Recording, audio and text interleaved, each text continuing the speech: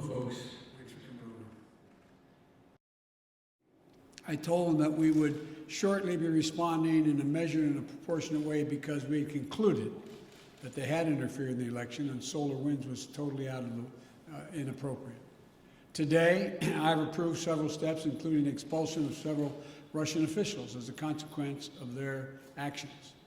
I've also signed an executive order authorizing new measures, including sanctions to address specific harmful actions that Russia has taken against U.S. interests. I was clear with President Putin that we could have gone further, but I chose not to do so. I chose to be proportionate. The United States is not looking to kick off a cycle of escalation and conflict with Russia. We want a stable, predictable relationship. If Russia continues to interfere with our democracy, I'm prepared to take further actions to respond. It is my responsibility as President of the United States to do so. But when I spoke to President Putin, I expressed my belief that communication between the two of us personally and directly was to be essential in moving forward to a more effective relationship, and he agreed on that point. To that end, I propose that we meet in person this summer in Europe for a summit to address a range of issues facing both of our countries. Our teams are discussing that possibility right now.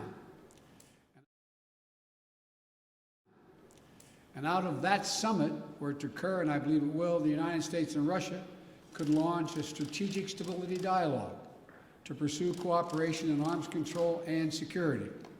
We can address critical global challenges that require Russia and the United States to work together, including reining in nuclear threats from Iran and North Korea, ending this pandemic globally, and meeting the existential crisis of climate change. I also made clear to President Putin that the United States is unwavering in our support of our allies and partners in Europe. In that vein, I expressed concern about Russia's military buildup on Ukraine's border and in occupied Crimea. I affirmed U.S. support for the sovereignty and territorial integrity of Ukraine, and I strongly urged him to refrain from any military action.